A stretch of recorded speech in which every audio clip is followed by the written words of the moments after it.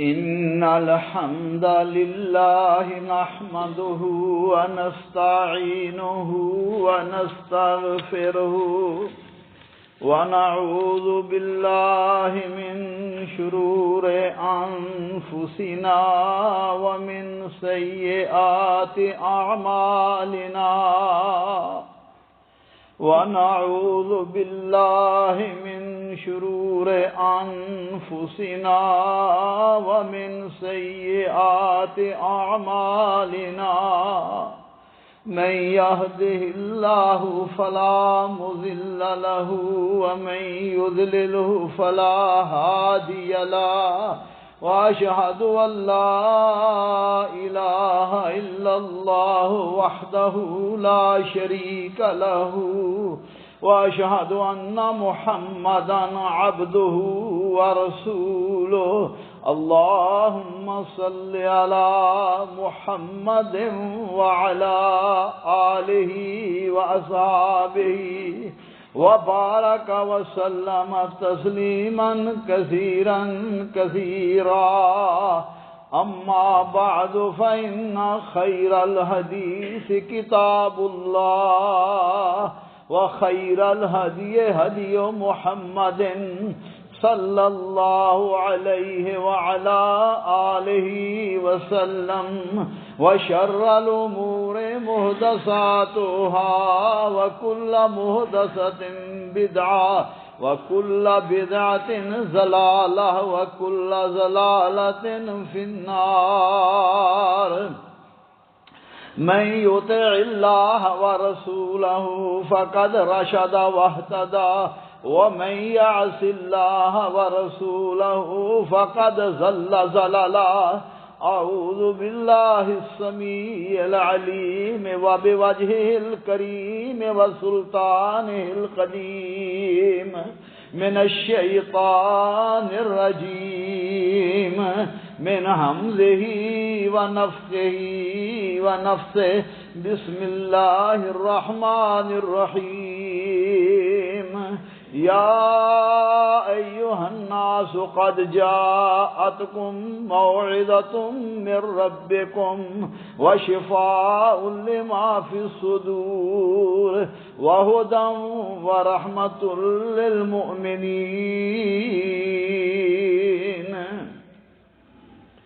اے لوگو تمہارے پاس تمہارے رب کی طرف سے نصیحت آ گئی ہے، یہ وہ چیز ہے جو تمہارے دلوں کی امراض کی شفا ہے، اور جو اسے قبول کر لیں گے ان کے لیے ہدایت اور رہنمائی اور رحمت ہے۔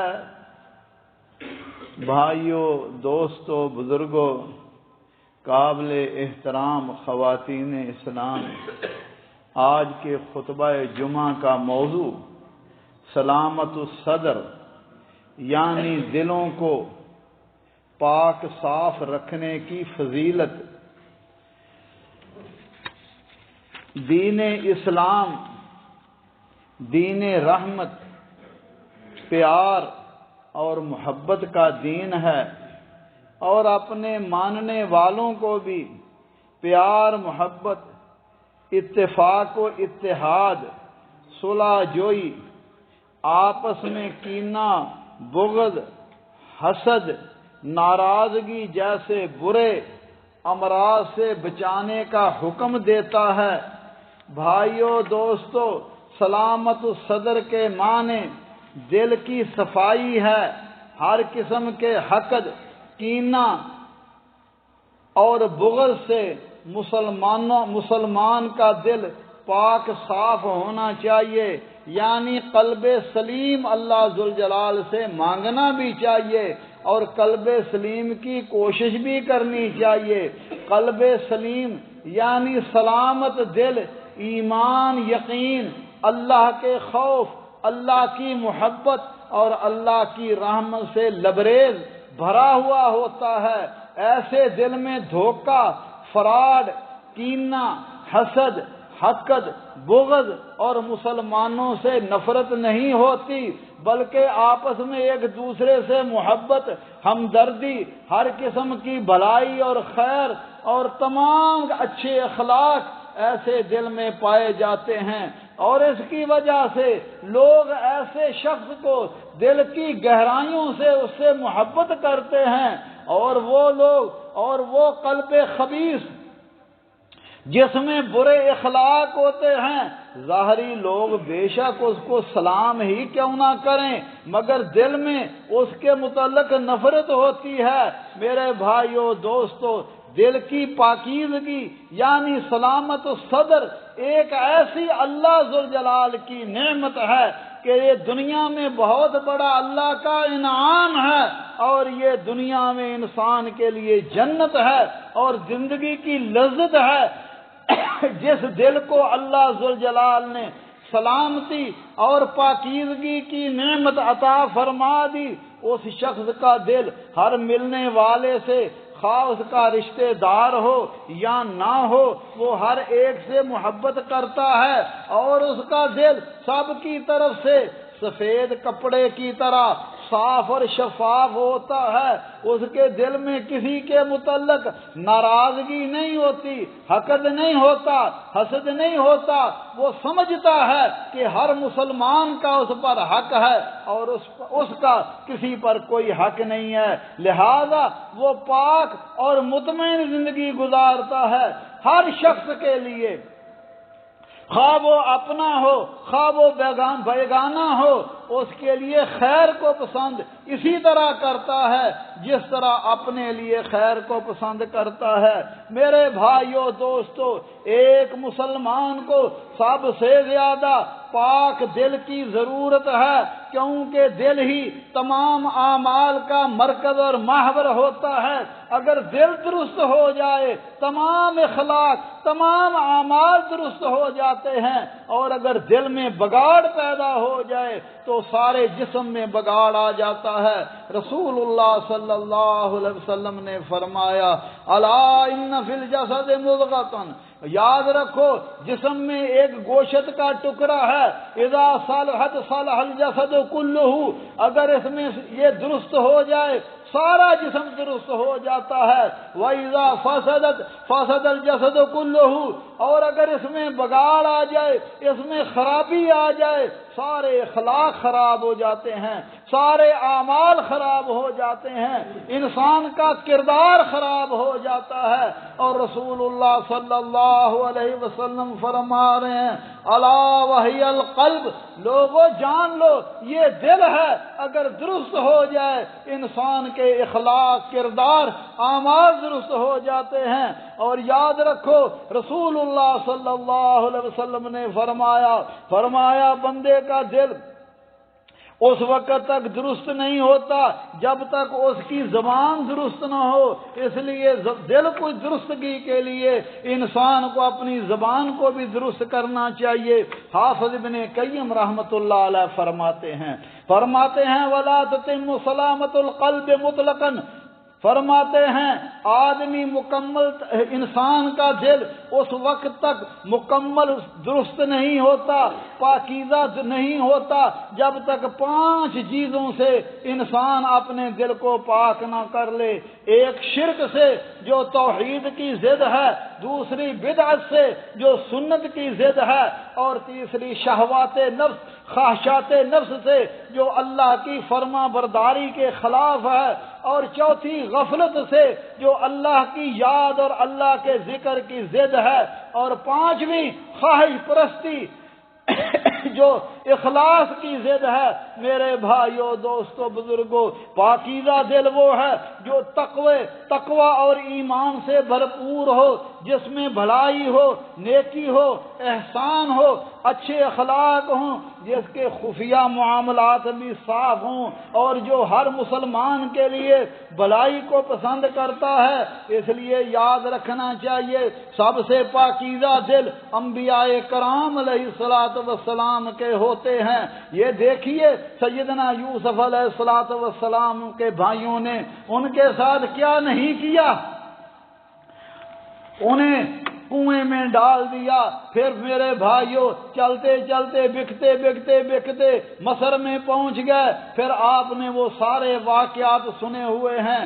اور میرے بھائیوں جب یوسف علیہ السلام کے بھائی ان کے سامنے آ کر التجا کرتے ہیں کہ ہم بالکل کمزور ہو گئے، آپ ہمارے لیے صدقہ کیجئے، تو اس وقت انہوں نے کہا کیا تم نے یوسف کے ساتھ جو کچھ کیا تھا تمہیں وہ یاد نہیں ہے؟ کہنے لگے لا انک لانت یوسف، کیا تو ہی یوسف ہے؟ فرمایا میں یوسف ہوں اور یہ میرا بھائی ہے۔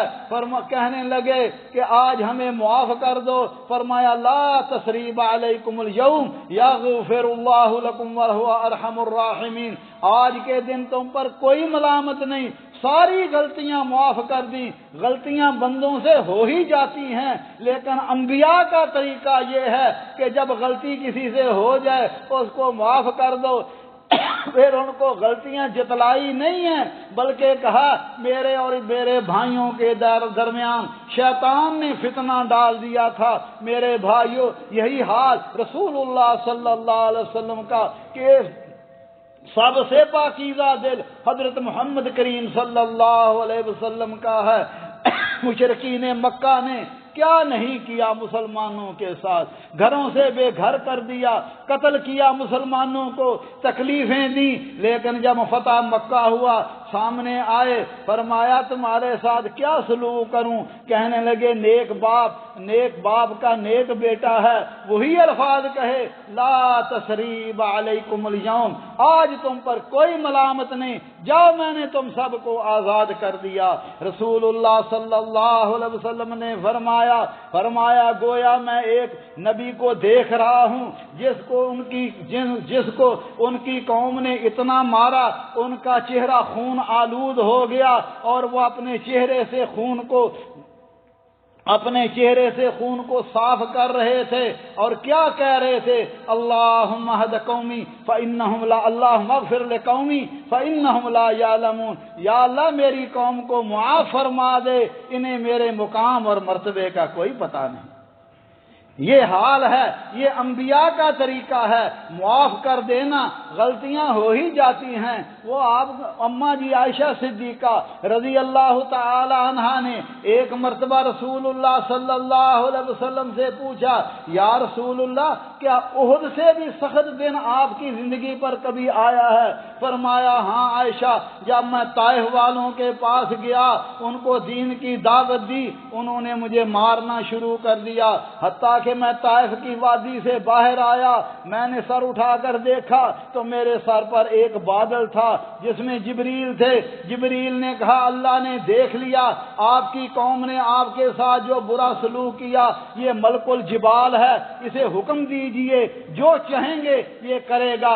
ملک الجبال نے کہا اے محمد صلی اللہ علیہ وسلم اگر آپ حکم دیں میں طائف کی بستی کو دو پہاڑوں کے درمیان کچل کے رکھ دوں۔ فرمایا نہیں بل ارجو ان یخرج اللہ من اصلابہم من یعبد اللہ وحدہ لا یشرک بہ شیئا، مگر مجھے امید ہے اللہ یہ مومن مسلمان تو نہیں ہوئے لیکن اللہ ان کی نسلوں سے ایسے لوگ پیدا کرے گا جو اللہ کے ساتھ شرک نہیں کریں گے۔ اور پھر وہ وقت آیا کہ جن لوگوں نے طائف میں رسول اللہ صلی اللہ علیہ وسلم کو تکلیفیں دیں وہ مسلمان ہو گئے، دار اسلام میں داخل ہو گئے۔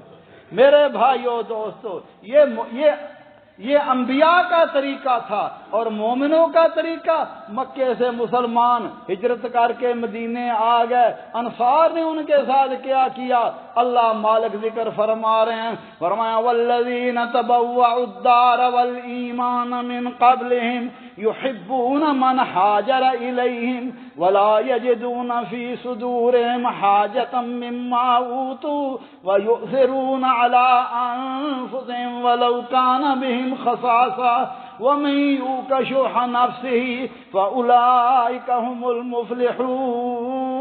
المفلحون۔ فرمایا جو مہاجر مکے سے آ گئے اور جو ہجرت کر کے آئے ہیں اور انصار جو مدینے میں ہیں، فرمایا ان کو جو کچھ ان کے پاس ہے ان کی حاجتوں کو پورا کرتے ہیں، دل میں تنگی نہیں لاتے۔ دل میں محبت لاتے ہیں۔ یہ حال تھا انصار کا۔ کہا میرے مہاجر بھائی، میرا مال ہے، آدھا تو لے لے آدھا میں لے لے، میری 2 بیویاں ہیں، جو تمہیں پسند ہو میں اس کو طلاق دے دیتا ہوں، تو اس کے ساتھ شادی کر لے۔ یہ لوگ تھے جن کے دل محبت سے لبریز اپنے بھائیوں کے ساتھ تھے۔ اللہ ذوالجلال ہمیں بھی دلوں کو صاف رکھنے کی، کینے سے، حسد سے، بغض سے، اور انسان جب اللہ اس کے دل کو صاف کرتے ہیں، پاک صاف ہو جاتا ہے، تو پھر اس کا مقام کتنا بڑا ہوتا ہے۔ ایاس بن معاویہ سے پوچھا گیا رسول اللہ صلی اللہ علیہ وسلم کے صحابہ کیسے تھے؟ کہتے ہیں کان افضلہم عندہم اسلمہم صدرا، فرماتے تھے صحابہ کرام ان کے نزدیک سب سے پاکیزہ دل رکھنے والا اور سب سے کم غیبت کرنے والا افضل ترین انسان تھے۔ سفیان بن دینار نے ابی بشر سے پوچھا تھا مجھے سلف صالحین صحابہ کے بارے میں، ان کے اعمال کے بارے میں بتلائیے۔ فرمانے لگے کانوا یعملون یسیرا ویؤجرون کثیرا، وہ عمل تھوڑا کرتے تھے لیکن اس کا اجر انہیں زیادہ ملتا تھا۔ وہ کہنے لگے کیوں؟ کہنے لگے لسلامت صدورہم، کیونکہ ان کے دل بڑے پاکیزہ تھے، ان کے دلوں میں حسد نہیں تھا، ان کے دلوں میں غل نہیں تھا، ان کے دلوں میں ایک دوسرے کے ساتھ محبت تھی۔ حضرت امام احمد بن حنبل رحمۃ اللہ علیہ کے بارے میں آتا ہے ایک رات ان کے پاس الحسن بن عبداللہ خرقی تھے، کہتے ہیں ساری رات امام صاحب روتے رہے، صبح ہوئی میں نے پوچھا حضرت کیا بات تھی، ساری رات ہی آپ روتے رہے؟ فرمانے لگے مجھے معتصم یاد آ گیا، اس نے مجھے بڑا مارا تھا، مجھے بڑا پیٹا تھا، لیکن قرآن پڑھتے پڑھتے یہ آیت میرے سامنے آ گئی وَجَزَاءُ سَيِّئَةٍ سَيِّئَةٌ مثلها فمن عفا واصلح فاجره على الله، فرمایا برائی کا بدلہ ویسے ہی برائی ہے مگر جو معاف کر دے، جو معاف کر دے اور اصلاح کر دے، فرماتے ہیں اس کا اجر اللہ کے نزدیک ہے۔ اور امام صاحب فرمایا کرتے تھے العفو افضل، لوگوں معاف کر دینا بہتر ہے۔ اور اس آپ کو کیا فائدہ ہے کہ آپ کا بھائی آپ کی وجہ سے عذاب میں مبتلا رہے، اور آپ کو کیا فائدہ ہے آپ اس کو معاف کر دیں؟ جب معاف کر دیں گے تو اللہ ذوالجلال کا وعدہ ہے وَلْيَعْفُوا وَلْيَصْفَحُوا أَلَا تُحِبُّونَ أَن يَغْفِرَ اللَّهُ لَكُمْ وَهُوَ غَفُورٌ رَحِيمٌ وَاللَّهُ غَفُورٌ رَحِيمٌ، فرمایا معاف کر دینا بہتر ہے، انہیں چاہیے کہ وہ معاف کر دیں اور درگزر کرنا چاہیے۔ کیا تم یہ نہیں چاہتے کہ اللہ تمہیں معاف کر دے؟ اگر تم لوگوں کو معاف کرو گے اللہ تمہیں معاف کر دے گا، وہ بخشنے والا مہربان ہے۔ مگر ہماری حالت کیا ہے؟ اگر کسی سے کوئی غلطی ہوگی ساری عمر دل میں گرا لگا کے بیٹھے ہوئے ہیں، میں نے اس سے نہیں بولنا۔ بچوں کو بھی کہہ دیتے ہیں کہ تم نے اس سے قطع تعلقی رکھنی ہے، ساری عمر نہیں بولنا، ہمارا اس کے ساتھ کوئی تعلق نہیں ہے۔ اور میرے بھائی کیا تم نہیں چاہتے تم لوگوں کو معاف کرو اللہ تمہیں معاف کر دے؟ اللہ اکبر کبیرہ۔ امام ابن تیمیہ رحمۃ اللہ علیہ کا ایک بڑا دشمن تھا، ہر وقت انہیں تکلیف دیتا تھا۔ جب وہ فوت ہو گیا شاگرد آیا، حضرت صاحب آپ کو خوشخبری، آپ کا دشمن مر گیا ہے۔ غصے میں آ گئے، کہنے لگے کیوں کہتے ہو؟ ایک مسلمان کی میرا اس کے ساتھ اختلاف تھا لیکن تھا تو مسلمان، انا للہ و انا الیہ راجعون۔ فوراً اٹھے، میت والے گھر میں گئے، تعزیت کی اور کہا بیٹا تمہیں کوئی بھی ضرورت ہو میں تمہارے والد کی جگہ پہ ہوں، میں تمہارے والد کی جگہ پہ ہوں۔ میرے بھائیوں اس لیے اللہ ذوالجلال نے بھی حکم دیا، نبی صلی اللہ علیہ وسلم نے فرمایا عباد اللہ لتصوون صفوفکم او لیخالفن اللہ بین وجوہکم، اپنی نماز کی صفیں درست کر لیا کرو۔ ہمارے ہاں تو ضرورت ہی کوئی نہیں، جہاں کوئی کھڑا ہے کھڑا ہے، صف میں شکاف ہے۔ فرمایا صفیں آپس میں ملا لیا کرو۔ ایک بھائی اپنے پاؤں کو دوسرے کے پاؤں کے ساتھ، اپنے کندھے کو کندھے کے ساتھ ملا لے، فرمایا صفیں درست کر لیا کرو، اولا یخالفن اللہ بین وجوہکم، ورنہ اللہ تمہارے دلوں کو پھیر دے گا، تمہارے دلوں میں بھی اختلاف آ جائے گا۔ آج ہمارا یہی حال ہے۔ فرمایا امام نووی فرماتے ہیں ان یوقع بینکم العداوۃ والبغضاء واختلاف القلوب، تم اگر صفیں درست نہیں کرو گے تمہارے درمیان بغض آ جائے گا، عداوت آ جائے گی، دشمنی آ جائے گی۔ اسی لیے رسول اللہ صلی اللہ علیہ وسلم نے فرمایا لا یبیع الرجل علی بیع اخیہ، کوئی بھائی اپنے بھائی کے سودے پر سودا نہ کرے، اس کی منگنی کے بعد رشتے کا پیغام نہ بھیجے، کیوں کہ اس سے دلوں میں نفرت پیدا ہوتی ہے اور انسان آپس میں نفرت۔ اور نبی صلی اللہ علیہ وسلم نے فرمایا سن لینا چاہیے ان بھائیوں کو جو سمجھتے ہیں کہ ہمارے ساتھ کسی نے زیادتی کی، ہم ساری زندگی اسے نہیں بولیں گے، سن لینا چاہیے۔ یہ رسول اللہ صلی اللہ علیہ وسلم کی صحیح حدیث ہے، فرمایا تفتح ابواب الجنت یوم الاثنین و یوم الخمیس، اللہ ذوالجلال ہر سوموار کو، ہر جمعرات کو جنت کے دروازے کھول دیتے ہیں، فیغفر لکل عبد، اور ہر بندے کو اللہ معاف فرما دیتے ہیں مگر دو کو معاف نہیں کرتے۔ عام معافی کا اعلان ہے۔ غلطیاں تو بندوں سے، ہم میں کون ہے جو پاک صاف ہے جس سے کبھی غلطی نہیں ہوئی؟ فرمایا ہر سوموار کو، ہر جمعرات کو عام معافی کا اعلان ہو جاتا ہے مگر دو بندوں کو اللہ معاف نہیں کرتے۔ فرمایا عبد لا یشرک باللہ، وہ بندہ جس نے اللہ کے ساتھ شرک نہ کیا ہو اس کو بھی معاف کر دیا جاتا ہے اور مشرک کو معاف نہیں کیا جاتا۔ فرمایا الا رجل کانت بینہ و بین اخیہ شحناء، اور وہ بندہ جس کے اور اس کے بھائی کے درمیان کوئی ناراضگی ہے، آپس میں کوئی جھگڑا ہے، اللہ فرماتے ہیں انظروا ھذین حتی یصطلحا، ان کو چھوڑ دو، جب یہ صلح کر لیں گے پھر ان کو بھی معاف کر دیں گے۔ اب کتنا بد نصیب وہ شخص ہے۔ عام اعلان ہے، عام بخشش کے دو ہی اسباب اللہ کے نبی صلی اللہ علیہ وسلم بیان فرمائے، ایک شرک ہے اور دوسرا اپنے بھائی کے متعلق عداوت ہے، بغض ہے۔ اس لیے اللہ کے بندو، بیمار دل کی پاکیزگی اللہ کی خاص نعمت اور احسان ہے، اور اس کے نتیجے میں بہترین معاشرہ سامنے آ جاتا ہے اور بڑے بڑے فتنے اس سے دور ہو جاتے ہیں، کیونکہ اللہ مالک فرماتے ہیں هو الذی ایدک بنصرہ وبالمؤمنین وألف بین قلوبہم، وہی تو ہے جس نے اپنی مدد سے اور مومنوں کے ذریعے تمہاری تائید کی اور مومنوں کے دلوں کو اللہ نے جوڑ دیا۔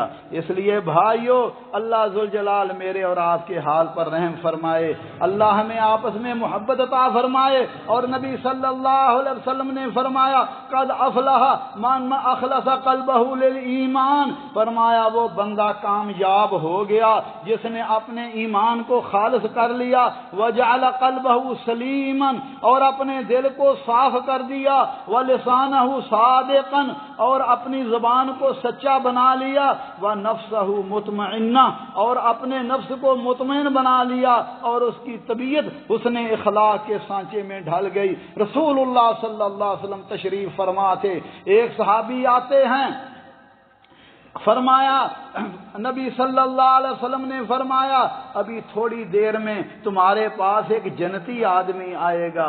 تھوڑی دیر گزری، ایک صحابی جن کا نام سعد بن مالک انصاری صحابی تھے، وضو کیا تھا، داڑھی سے پانی کے قطرے ٹپک رہے تھے، بائیں ہاتھ میں دونوں جوتیاں لیے ہوئے مسجد میں داخل ہوئے۔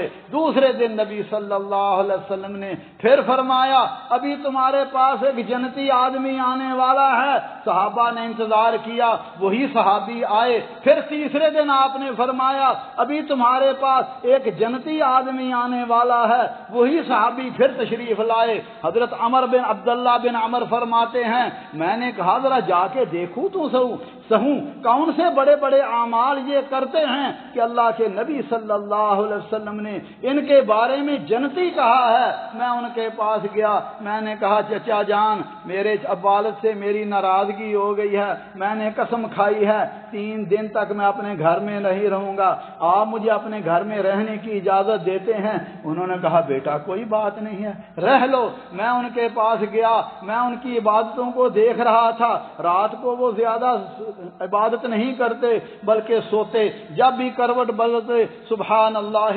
الحمدللہ اللہ اکبر کہتے، آخری رات اٹھ کر 12 رکعتیں نماز پڑھتے، نہ ہی لمبی ہوتی نہ ہی چھوٹی ہوتی، اور تہجد کی نماز کے بعد پھر وہ تشہد میں بیٹھ کر ربنا آتنا فی الدنیا حسنۃ وفی الآخرۃ حسنۃ وقنا عذاب النار اور اللہم انا نسألک من الخیر کلہ ونعوذ بک من شر کلہ پڑھتے۔ پھر میں نے تیسرے دن کہا چچا جان میرا کوئی ناراضگی نہیں ہوئی تھی، بس آپ کے بارے میں رسول اللہ صلی اللہ علیہ وسلم نے کہا تھا کہ ابھی جنتی آدمی آنے والا ہے۔ 3 دن تک آپ ہی آتے رہے، آپ کی عبادت کو میں نے دیکھا، کوئی لمبی چوڑی عبادت تو نہیں تھی۔ تو کہنے لگے بیٹا میں لمبی عبادت تو نہیں کر سکتا، لیکن بیٹا یاد رکھو میرے پاس ایک عمل ہے۔ وہ عمل کیا ہے؟ کہنے لگے میرا عمل یہ ہے، اس میں 2 باتیں ہیں۔ ایک بات یہ ہے کہ میرے دل میں کسی مسلمان کے بارے میں کینہ کپٹ نہیں ہے، اور ہر مسلمان کے بارے میں میرا دل صاف ہے، اور اگر کسی بھائی کو اللہ نے کوئی نعمت دی ہے میں اس پر حسد نہیں کرتا، میں اس پر حسد نہیں کرتا۔ تو حضرت عبداللہ فرمانے لگے ایا قال عبداللہ ہذہ التی بلغت بکا، یہ وہ 2 اعمال ہیں جس کی وجہ سے اللہ نے آپ کو اتنا بڑا مقام عطا فرمایا ہے کہ رسول اللہ صلی اللہ علیہ وسلم نے آپ کے بارے میں جنتی کہا ہے۔ دل صاف ہو، کسی کے ساتھ حسد بھی نہ ہو، بغض بھی نہ ہو، کینہ بھی نہ ہو۔ اور میرے بھائیوں رسول اللہ صلی اللہ علیہ وسلم نے فرمایا، آپ نے فرمایا قیل یا رسول اللہ ای الناس افضل، صحابہ نے عرض کیا یا رسول اللہ بہترین آدمی کون ہے؟ آج ہم سے پوچھیں بہترین آدمی کون ہے، کہیں گے جس کے پاس مربے زیادہ ہوں، جس کے پاس بڑی پوسٹ ہو، بہت بڑا آدمی ہو، کوٹھیاں بھی ہو، بلڈنگیں بھی ہوں، فلاں چیزیں بھی ہوں۔ صحابہ نے پوچھا یا رسول اللہ ای الناس افضل، اللہ کے حبیب بہترین آدمی کون ہے؟ فرمایا کل مغموم القلب و صدوق اللسان، ہر مغموم القلب اور سچی زبان والا۔ صحابہ نے عرض کیا یا رسول اللہ صدوق اللسان تو ہمیں پتا ہے کہ جس کی زبان سچی ہو، گفتار سچی ہو، کردار سچا ہو، اعمال سچے ہوں، اور مغموم القلب کیا ہے؟ فرمایا هو النقی التقی لا اسم فیہ ولا بغی ولا غل ولا حسد، فرمایا جو پرہیزگار صاف ستھرا دل ہو، نہ اس میں گناہ ہو، نہ اس میں ظلم ہو، نہ اس میں حسد ہو، نہ اس میں کینہ کپٹ ہو۔ فرمایا یہ بہترین آدمی ہے۔ اور جنتیوں کے دلوں میں بھی اگر کوئی ناراضگی ہوگی، فرمایا وَنَزَعْنَا مَا فِي صُدُورِهِم مِّنْ غِلٍّ إِخْوَانًا عَلَىٰ سُرُرٍ مُتَقَابِلِينَ، تھوڑی زیادہ کوئی کینہ کپٹ ہوگی، فرمایا ہم ان کے دلوں کو صاف کر کے آپس میں بھائی بھائی بنا کے آمنے سامنے بٹھا دیں گے۔ اس لیے میرے بھائیو دوستو، امام شافعی رحمۃ اللہ علیہ کے ایک مرتبہ ان کے شاگرد کی کوئی بات ہو گئی، اگلے دن امام شافعی اسے ملتے ہیں، بھائی ہم بھائی ہیں، بات ہو جاتی ہے، آج کے بعد میرا تیرا کوئی ناراضگی نہیں ہے۔ اور ابن سماک رحمت اللہ علیہ کا کسی بندے سے جھگڑا ہو گیا، اس نے کہا کل تیرے ساتھ میں نپٹوں گا، کل میں تیرے ساتھ لڑوں گا۔ ابن سماک رحمت اللہ علیہ فرمانے لگے نہیں بھائی، کل ہم ایک دوسرے کو معاف کر دیں۔ یہ معافیاں دینا اللہ کو بڑا پسند ہے۔ اگر کسی بھائی کو تکلیف کے پاس نعمت دیکھو اس کے لیے دعا کرو، اگر تکلیف میں دیکھو تو اس کی مدد کرو۔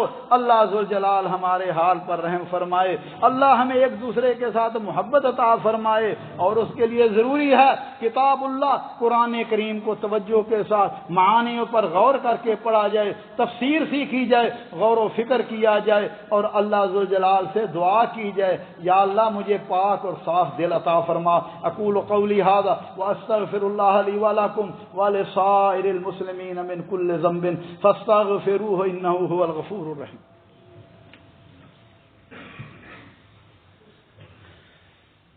الحمد للہ وسلام علی عبادہ الذین اصطفى، اشہد ان لا الہ الا اللہ وحدہ لا شریک لہ واشہد ان محمدا عبدہ ورسولہ، اللہم صل علی محمد وعلی آلہ وصحابہ وبارک وسلم تسلیما کثیرا کثیرا۔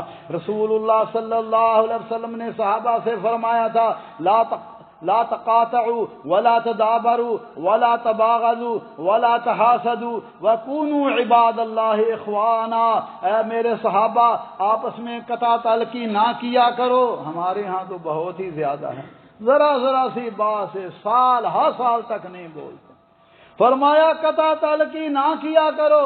لا يدخل الجنت قاطع، وہ جنت جو اتنی وسیع ہے، زمین و آسمان سے بھی بڑی ہے، فرمایا اس میں قطع تعلقی کرنے والا داخل نہیں ہوگا۔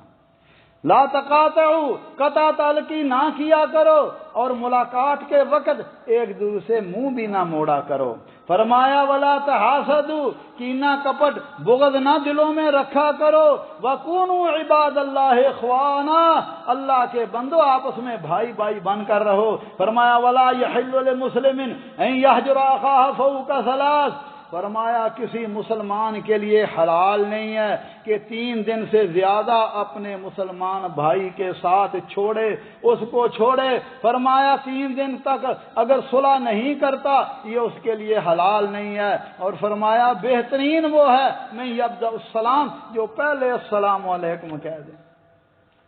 اس لیے آپس میں کینہ کپٹ، آپس میں ناراضگیاں یہ نہیں کرنی چاہیے، ورنہ اللہ کوئی نیکی بھی قبول نہیں کرتا۔ اس لیے میرے بھائیوں، سلامت صدر کے لیے ضروری ہے کہ بندے کا رب کے ساتھ تعلق ہو، اللہ ذوالجلال سے ڈرنے والا، اللہ کے حکموں پر چلنے والا، کیونکہ دلوں کو استقامت اللہ ہی دیتے ہیں۔ اللہ سے دعا بھی کرے یا مقلب القلوب ثبت قلبی علی دینک، اور رسول اللہ صلی اللہ علیہ وسلم کی اطاعت و فرما برداری کرے۔